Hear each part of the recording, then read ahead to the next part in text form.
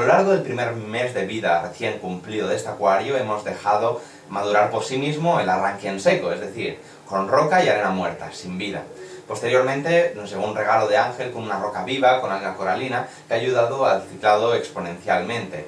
Hemos realizado el ciclado solo con los excedentes orgánicos que transportaba la roca Fiji, pues este había estado en el mar, a excepción de una carga biodiges también de Ángel.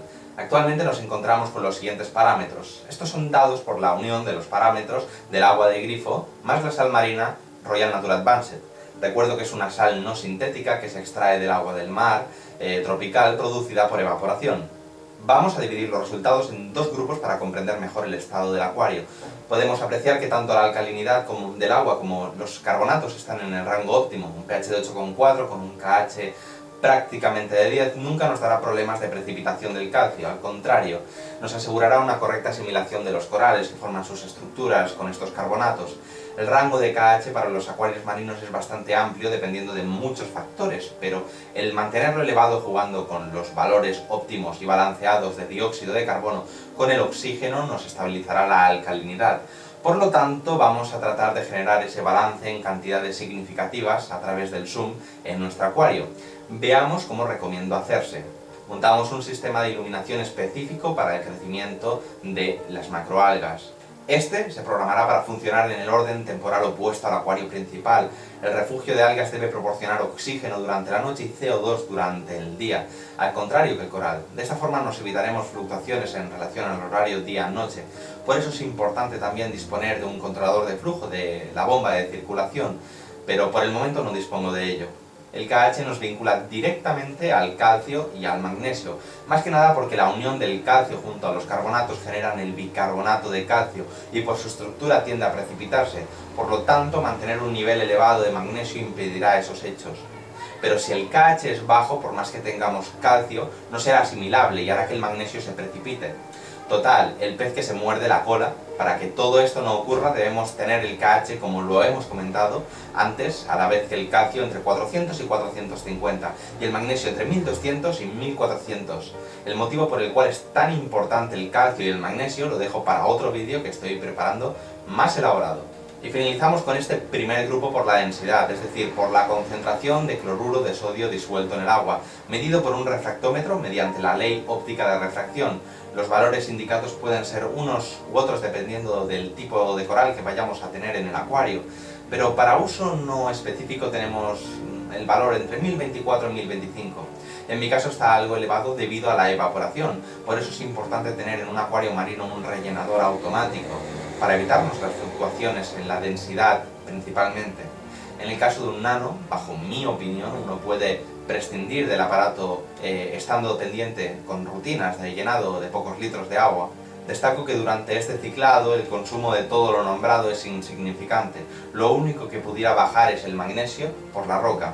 En cuanto al segundo grupo, centrándonos en el estado del ciclado, podemos ver cómo hay un nivel relativamente elevado de amoníaco.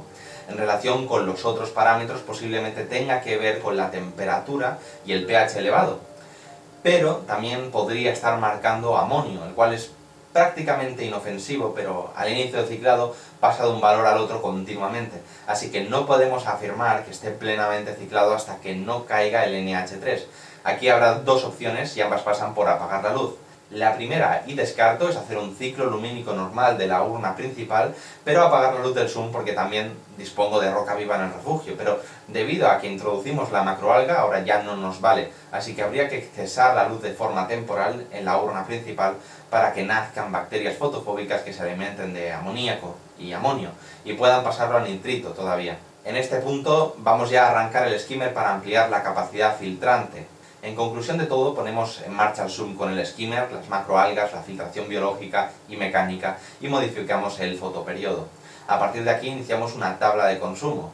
Sé que me estoy dejando otros parámetros importantes como el estroncio, el yodo, el molibdeno, el manganeso, pero es algo con lo que no necesitamos contar actualmente hasta que tengamos corales. Ya hablaremos de ello. Nos vemos en la próxima semana.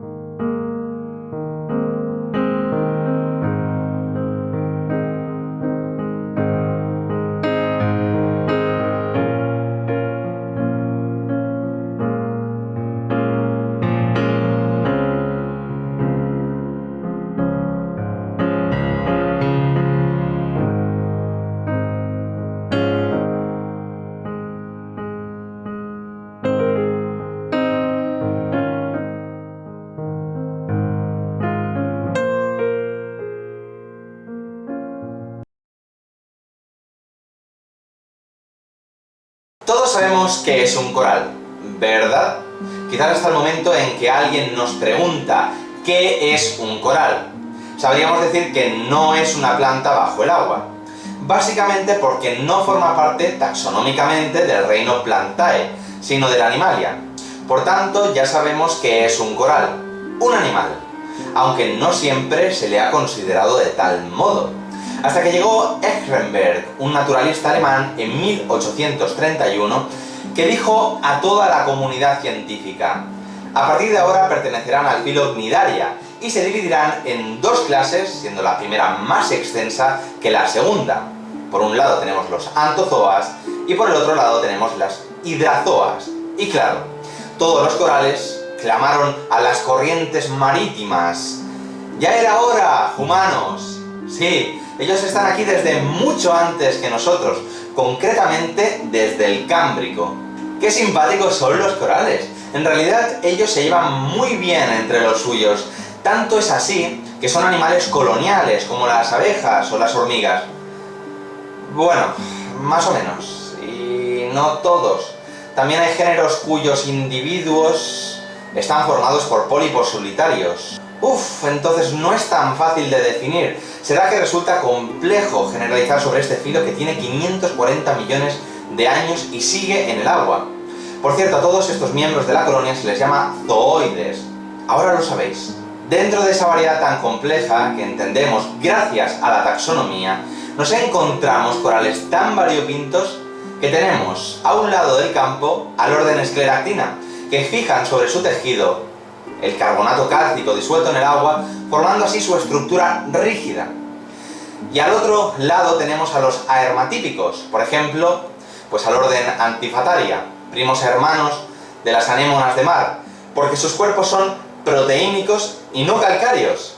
Ciertamente los corales atrapan el plancton con sus células urticantes en sus tentáculos, pero como seres inteligentes que son, saben muy bien que les resulta más sencillo aprovechar la simbiosis de las algas unicelulares fotosintéticas, sus queridas zooxantelas, que viven dentro del tejido del coral. Claro está que eso solo los corales que vivan en la zona epipelágica, cerca de la plataforma continental. Pero los corales más atrevidos, que se alejan a escondidas de sus padres a las barreras continentales en las zonas mesopelágicas y batipelágicas, no pueden contar con la misma ayuda y tienen que aprender a cazar como Simba. Estamos ya en unas profundidades oscuras que nos arrastrarían irremediablemente a preguntarnos ¿cómo son los corales? Pero eso será en otro vídeo, cuando una nueva corriente nos vuelva a hacernos encontrar. Hasta entonces, apoya esta iniciativa, compártelo en tus redes sociales y suscríbete. De hacerlo, esta noche, al apagar las luces, soñarás que buceas en arrecifes. Queridos amigos suscriptores del canal, tal y como os anunciaba en el vídeo anterior, vamos a experimentar con los vígaros para la reducción de algas en el acuario marino. Todos sabemos que equipos de limpieza para los acuarios de agua salada, compatibles con la presencia de corales, hay varios a elegir. Normalmente uno se decide o por comprar peces de dieta herbívora u omnívora, pero que generalmente crecen más de la cuenta o son problemáticos para los corales en acuarios pequeños, o por comprar corales Trochus o Turbo, que efectivamente trabajan bien, pero la unidad la solemos hallar alrededor de los 4 o 5 euros por concha, y eso es caro, muy caro.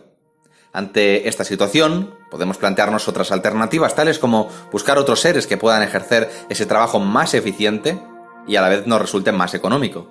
Así que aquí hemos llegado a nuestros amigos, los vígaros.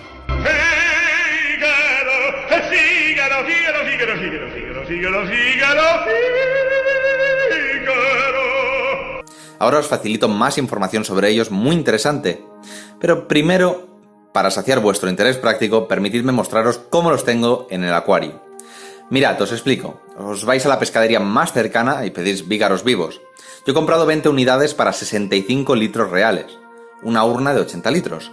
Más o menos voy a regla de un caracol cada 10 litros útiles. Pensad que llegan a medir pues hasta unos 4 centímetros de altura. Es una regla que yo mismo me la invento, porque porque la considero oportuna, pero luego hay que ver con la práctica y os iré comentando éxitos y fracasos según mi modelo. De todas formas, y esto es importante decirlo, el coste ha sido de 90 céntimos en total. Si fuese exceso, retiraríamos los sobrantes. Mejor empezar con muchos caracoles y que solucionen las algas en unos días, y luego considerar mantener la población oportuna para el mantenimiento concreto. Ahora, lo primero de todo, toca aclimatarlos. Este molusco vive por todas las costas de Europa occidental, lo que incluye nuestro mar Cantábrico y las de Estados Unidos y Canadá. ¿Y eso qué significa? Pues que están en aguas frías. Y entre que son de aguas fresquitas y que encima en la pescadería los ponen sobre hielo en emergido, pues ya me contaréis el cambio más brusco que le pegamos al meterlo en un acuario de agua tropical a 25 grados de temperatura.